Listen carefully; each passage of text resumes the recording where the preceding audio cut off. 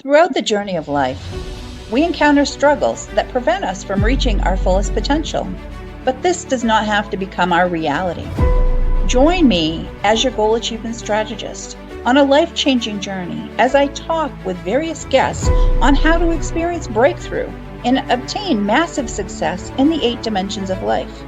Discover the power of living life purposely, joyfully, and gratefully with the Rise Above Show with Patricia Jo Grover. Hello, everyone, and welcome to the Rise Above Show with Dr. Patricia Jo Grover, where we rise above the challenges in all 8 dimensions of life. Today, I have with me Bart Mathews. Let me tell you a little bit about Michael. And he is going to be sharing with us in the intellectual dimension of life today. Bart Mathews, he is an award-winning author, an international speaker, and the co-founder of the Michael's Entrepreneur Group.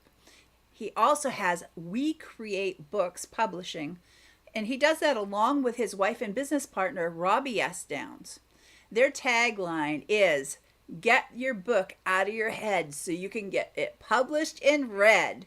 He's worked with over 200 writers from over 17 different countries, with 90 deciding to become published authors. So welcome to the show, Bart Mathews.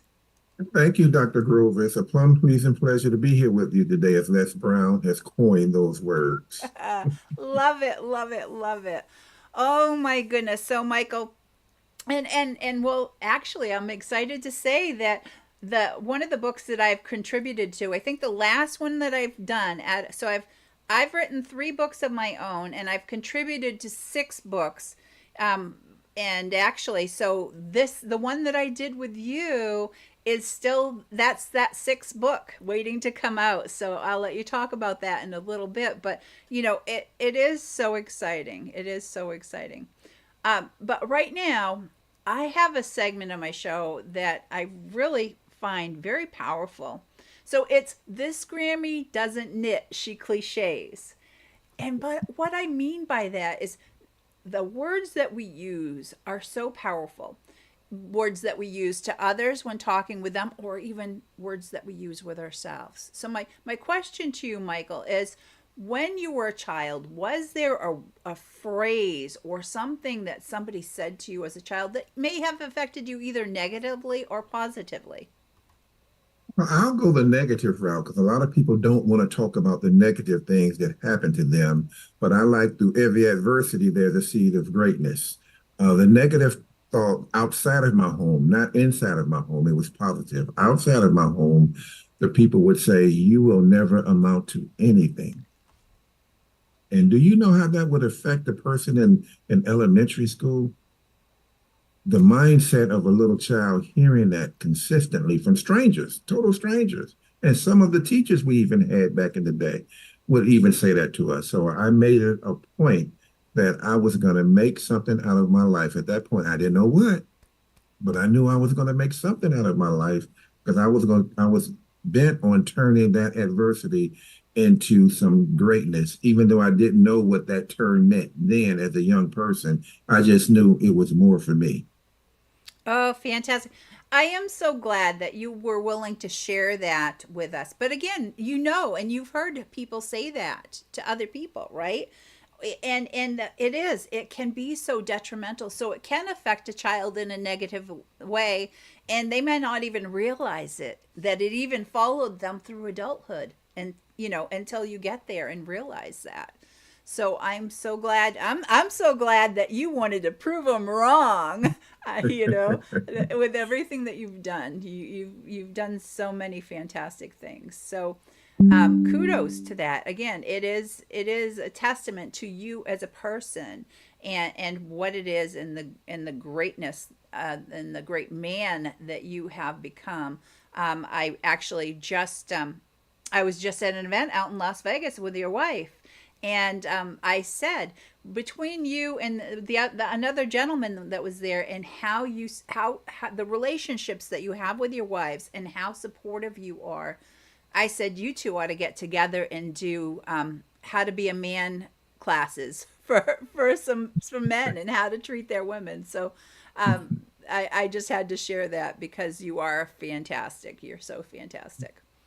Well, thank you. As I support my wife and all empowering women such as yourself, Dr. Grover, that's just one of my mantras that I also came up with along my adolescent childhood and a young adult and adulthood to support all empowering women, because that's what a real man does. You don't have to use brute strength. You can be just as gentle, just as soft. You can cry, but you can still be a man around a real woman. So thank you, Dr. Grover. Amen to that. So, for our viewers and listeners, now I'm going to get down to it. I got some questions. So, Coach Mike, please share what inspired you to write your first book. Wow, that's a good question. Well, my wife was at the time. My wife was a working vice president of a Fortune 500 financial services firm, and I went to some of her meetings. And I was a line instructor for the Chicago Transit Authority. So she was corporate, I was blue collar, and sometimes ring around the collar. If you really want to know the truth, as the transportation people get. So we were in a meeting, and her boss noticed that I wasn't contributing to the conversation, because in that conversation they were talking mergers, acquisitions, multi-million, billion-dollar, trillion-dollar conversations that were privy to the public, nothing secret. So I was able to hear that information. So he switched the subject and asked me about the Chicago Transit Authority and the transportation on a nationwide basis. So I held the floor for an hour. So he said, well, Mike, I know that you're smart because you know the inside and outs of transportation. You see this journal right here? It's full of financial information. Take it home, but don't tell your wife. I said, why? He said, if you do one or two things in there, she's going to know that you have changed your financial mindset, which is changing your financial bottom line. And I took his word, took his advice, but I told her 3 months later. She said she knew anyway, though, the corporate types stick together, which is okay. But she knew, but she just wanted to see how far I was going to go. So that's where my first book actually came in at.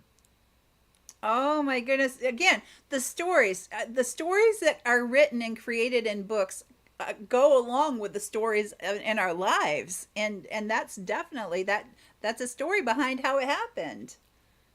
Yes, yes, yes. But also, just to add on to that story, while I was at the Chicago Transit Authority, my wife was actually on a business trip in London, and the markets crashed that same year. But 3 weeks before the markets crashed, I had a premonition that little man on the internal guidance system told me to move my retirement plan out of the markets, which was earning 13% then, into a 3% stable income. So I did it with a 10% loss. But 3 months later, when the market crashed because the housing bubble bursted, all of my coworkers were losing $75, $80, and $100,000 or more in their accounts, and I was still earning 3% with zero loss. So then Wow. somebody said, if it worked for you, you need to write a book and tell people. So that's the real story about what inspired me to speak and write about my first book. Okay, I hope our viewers and listeners are paying attention to this. Some things there that like that, and it inspires you. And if you've had a struggle with it, other people maybe also. So again, we're only human. We're all human and are facing challenges all the time. But it's great to hear from somebody that's already been there. Oh my goodness. So now, Michael, what happened after you wrote your second book? Because you've written so many. But what happened after you wrote your second book? Well, when I wrote the first one, it took 10 years to write the second book because I wasn't thinking entrepreneurship. I had a good job between my wife and I. The income was great. Retirement plans were cool. We retired early. It wasn't an issue with the money for us. But when I wrote the second book, somebody asked me the magic question. We launched the book at McCormick Place. Now, here's the caveat. Kareem Abdul-Jabbar, the Los Angeles Lakers superstar, launched this book on the left. Craig Hodges from Chicago Bulls launched his book on the right. And Mike Mathews, who played European basketball, but not in the National Basketball Association. So I didn't have their name recognition, but I was in the middle from Chicago. So after they did their interviews, the interviewer called me up and said, your turn, big fella. You're going to do an interview just like the other two ball players. So I walked right up like I owned it like I knew what I was doing, took the interview, the videos, and everything. When I came off the stage, somebody asked this one question: can you speak at my event? At that time, I didn't know Dr. James Dentley. I had not been to aspire to speak. I didn't have any professional training. But as an athlete, fear means feeling excited and ready. So when she said that, I said, yes. She said, we will pay you. You can sell your books and you can keep all the money. I said, that's when the light bulb went off. I said, you can actually make money with this book besides selling it? Long story short, we wrote that book. We did that speech. And then somebody said, you need to become better speakers. So as we progressed in our speaking career, we was in a room of 500 people. And I don't know why this happened. The presenter came up to me in the middle of the crowd, not knowing anybody, put a microphone in my mouth and said, why are you here? I said, well, I'm already an author. I want to become a better speaker. He immediately shot that down and said, your dream is too low. You need to become an international speaker. At that point, I never heard the term international speaker. I said, but it sounds good, right, Robbie? So he said, I'm going to do you a real solid. I'm going to give you 2 minutes worth of coaching about a question. And then the 1985 Chicago Super Bowl championship coach, Mike Ditka, is going to be here. I'm going to let you, out of all 500 people, go up on that stage and interview him. And we're going to videotape it and give you the footage so you would know this works. I did. Wow. Wow. So cool. So cool. Yes. And that's what got everything started, right? Oh my goodness. That was the start. From there, he said, well, hey, you want to interview Al Pacino, the Godfather? I looked at my wife, Robbie, and said, this guy got to be kidding. I couldn't have been that good. I said, okay, we jumped out the airplane and we built our parachute all the way on stage when we had our first international speaking gig in front of thousands of people. And then after that, I had the luxury to interview Al Pacino, the Godfather, live on that very stage. Again, he shot videos, they shot pictures, and Al Pacino, I was the only one out of those people that he actually took a branding picture with my book. Now, remember, back then, I didn't know anything about what I was doing, but I was just going by faith and not by sight. It so happens I was doing the right thing, even though I didn't know it. From there, we went to South Africa. We was on stage with Randy Zuckerberg and Nelson Mandela's grandson, Nelson Mandela, just to name a few, on our career. But I'm telling you this story. You never tell a story without a point. You never make a point without a story. None of this would have happened had I not become a published author. That's the secret sauce to all of what Dr. Grove is asking me, because if I didn't have a book, I might not even be on this show. You heard it here, folks. You heard it here. You know, that book is a very, very, very trumped up business card. It can bring you onto stages and into places. So we need to take a quick moment for a commercial break from our sponsor, and we'll be right back in just a second. Entrepreneurology is relatively a new field of study that focuses on entrepreneurship as a discipline. It encompasses various aspects of entrepreneurship such as business strategy, innovation, creativity, risk management, leadership, and more. The primary goal of entrepreneurology is to equip entrepreneurs with the skills and knowledge needed to successfully start, grow, and sustain a business venture in today's dynamic and competitive business environment. Entrepreneurology is a discipline that seeks to understand the art and science of entrepreneurship with the aim of providing entrepreneurs with the tools and knowledge they need to build successful businesses. Don't settle for traditional academic programs that don't recognize your real-world experiences and potential for success. Join the education revolution in entrepreneurship today with IUE. For those of you just joining us, I have today with me Michael Bart Mathews. Yeah, and so I'm gonna go back to some questions. Inquiring minds gotta know. So with all this, you had such a wonderful career before, and then you started writing books and everything. But what was it, Michael, that started you wanting to create the Mathews Entrepreneur Group? Wow, that's a great question, Dr. Grover. And two things. Well, my wife was 30, 40 years in the financial industry as a vice president. So she knows that out the back of her hand. And I wrote two books. My first book was Financially Speaking, The Best Improvement Starts with Self-Improvement, Volume 1. 10 years later, the same book was Volume 2. So we decided I leaned on her financial knowledge and expertise to build up my financial knowledge. And we wanted to give back to the community in terms of financial literacy education.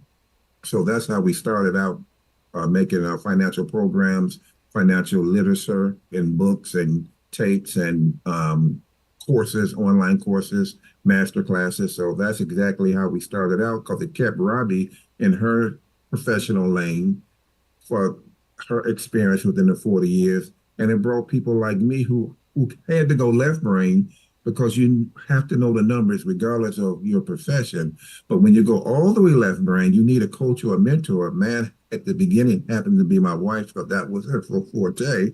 So men, if you have a woman that's smarter than you, if you want to learn a thing or two, listen to her sometime. Just like I did my wife. Come on, let's support the empowering women. Guys, I'm talking to you too, guys. I'm a staunch supporter of empowering women. So I listened to my wife, her leadership, and I started reading financial books as well as writing my own. And then I picked up on it like with a piece of cake. Oh, fantastic. And you truly have, Michael. You truly have. And and and Robbie, your wife, I'm going to have her on an episode in the financial dimension of life because she knows that stuff inside out and upside down. But you really, again, the theme for you, get your book out of your head so you can get it published and read. So I love that, and it makes so much sense. And again, it having that book can open doors, really can open doors. So are there any high level people that you've interviewed or shared the same stage with that helped you to build your personal brand and help them with their personal brands and businesses?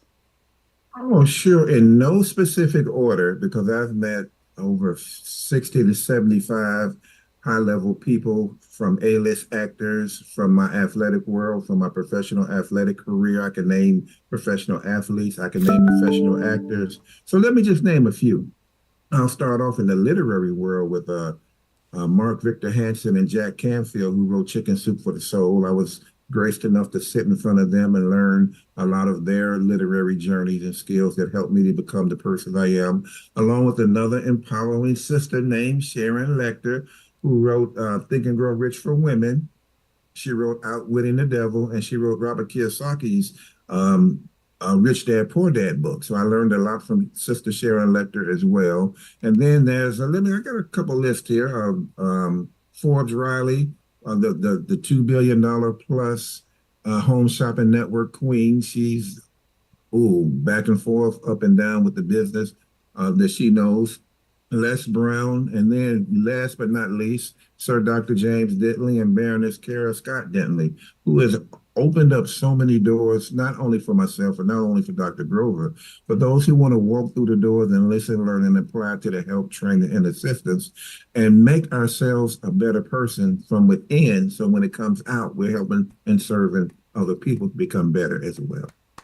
Yes, and again, all of those connections, they haven't these people aren't making you a better person. They have the knowledge in their own genre that you were able to learn from them. And that's what it is. We need to learn from other people that we surround ourselves with, learn from other people's lessons. And that's what it's all about.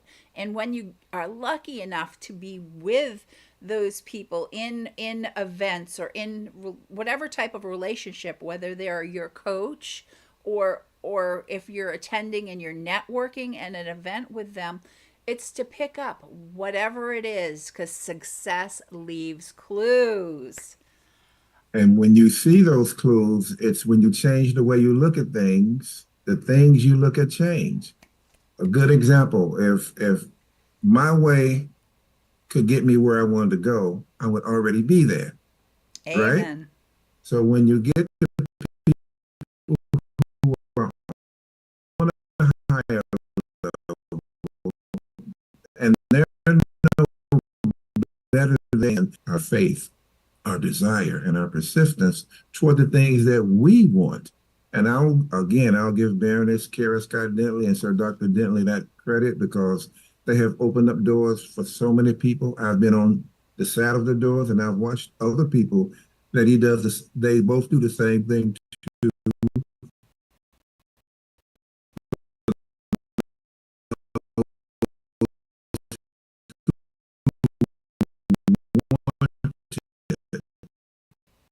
They can't make it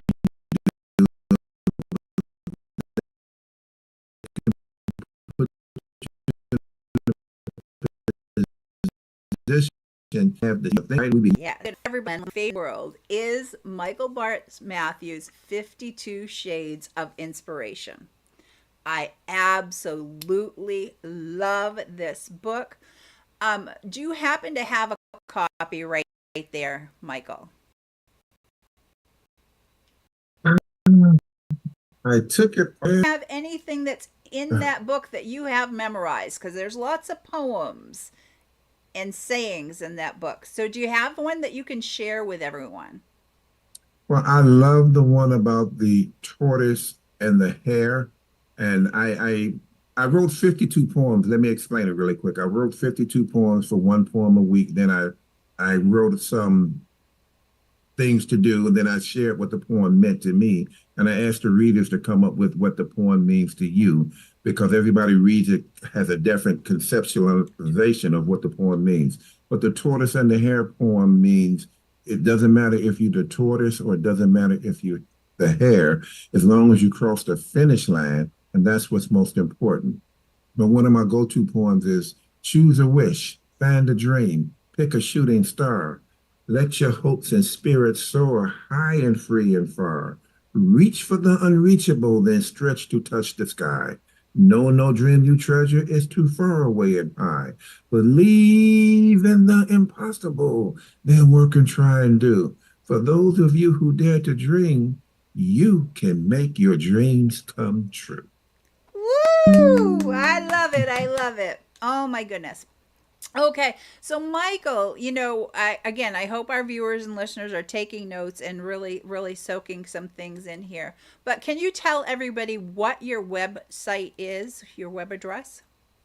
Okay, my current web address is www.tmeginc.com. That's tmeginc.com. That's the acronym for the Mathews Entrepreneur Group. And Oh, We Create Books website will be coming up soon because that's going to be an independent, separated company from the Mathews Entrepreneur Group as soon as possible. okay, wonderful. And do you have any gifts for our viewers and listeners? Yes, I can give a PDF about motivation, inspiration for all of our aspiring authors and our authors who want to just add another publication to your growing list of publications. I can send that to Dr. Patty Jo Grover, and she can send it out to all of our listeners and viewers. Right. Or would you like to share an email address that people can email you and refer to in the subject line to the Rise Above show, and then you can just send it right to them? Oh, yes. Okay. Mike Math 73 at gmail.com. Now I'll spell it MikeMath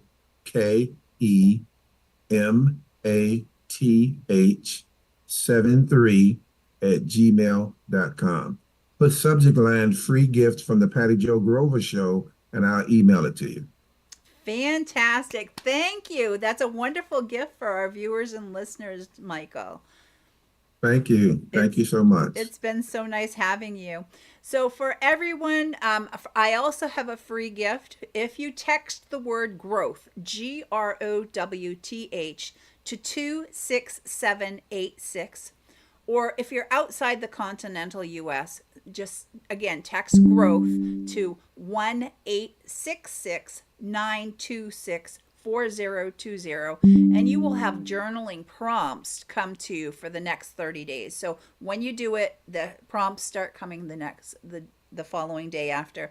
It's a great way to learn more about yourself, and the questions are really going to be introspective for you. But until next time, thanks for being with us, and we got a video coming right up.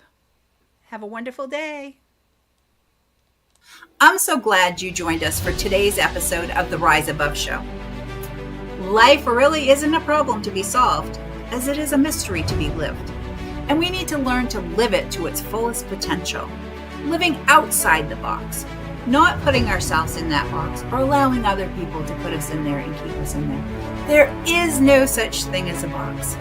Find out more at patriciajogrover.com. And I have a gift for you. If you text the word growth, GROWTH, to 26786, and if you're outside the continental US, text to